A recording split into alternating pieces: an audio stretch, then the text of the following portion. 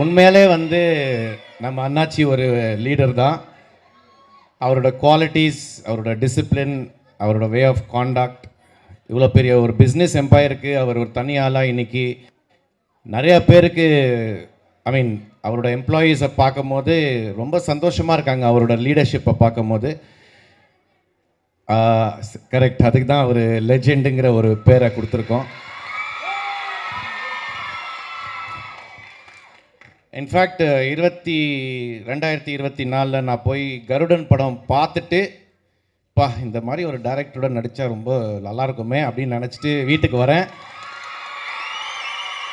ஒரு 2 டேஸில் வந்து நம்ம நிக்கில் முருகன் ஃபோன் பண்ணி, ஷாம் ஒரு படத்தில் நீங்கள் நடிக்கணும். சரி, எந்த படம் அப்படின்னா லெஜண்ட் சரவணன் சாரோட படத்தில் நடிக்கணும். ரெண்டாவது அதோட டைரக்டர் வந்து துரை செந்தில்னு சொல்லும் போது அன்னைக்கு நான் நிக்கிலுக்கு நன்றி சொல்ல முடியல. காரணம் என்னடானா ஃபோனில் தான் பேசணும். ரொம்ப ரொம்ப நன்றி Nikhil for giving me this opportunity.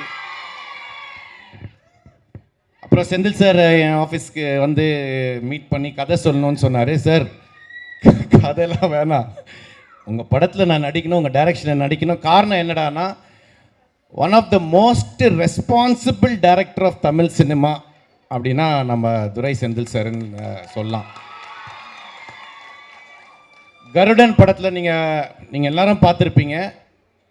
Suri பிரதரை வச்சு, சசி அண்ணனை வச்சு, உன்னி முக்கந்தனை வச்சு எப்படி ஈக்குவலாக எல்லாருக்குமே வந்து இம்பார்ட்டன்ஸ் கொடுத்து அவங்கவுங்க கேரக்டரைசேஷனை அந்தந்த மீட்டரை மெயின்டைன் பண்ணி ஒரு அழகான ஒரு வெற்றி படத்தை கொடுத்தாரோ, அதே மாதிரி லீடர் படத்தில் கூட நம்ம அண்ணாச்சி, நான், சந்தோஷ் பிரதாப், ஆண்ட்ரியா, லால் சார், பாயல் ராஜ்புட், அந்த மாதிரி நிறையா பேரை வச்சு எல்லாருக்குமே அவங்கவுங்க முக்கியத்துவத்தை கொடுத்து இந்த படத்தை வந்து டைரக்ட் பண்ணியிருக்காரு. It is a completely Durai Senthil film இந்த படம்.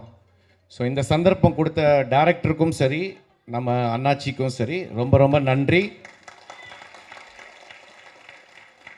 டீசரில் என்ன இம்பேக்ட் நீங்கள் பார்த்து என்ன இம்பேக்ட் இருக்கோ அந்த இம்பேக்ட் வந்து கண்டிப்பாக படத்துலையும் இருக்கும்.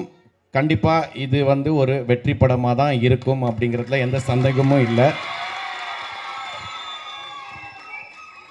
அண்ணாச்சி பற்றி பேசணும், பட் அதுக்கு வந்து ப்ரமோஷன்ஸ்னு ஒரு இடம் இருக்குது. ரெண்டாவது வந்து ஆடியோ ரிலீஸ் பிரம்மாண்டமாக ட்ரேட் சென்டரில் வைக்கிறாங்க. ஸோ அங்கே நான் அண்ணாச்சி பற்றியும் இந்த படத்தை பற்றி நிறைய விஷயங்கள் அங்கே பேசிக்கிறேன். உங்கள் எல்லாருலேயும் சந்திச்சதில் எனக்கு ரொம்ப ரொம்ப சந்தோஷம்.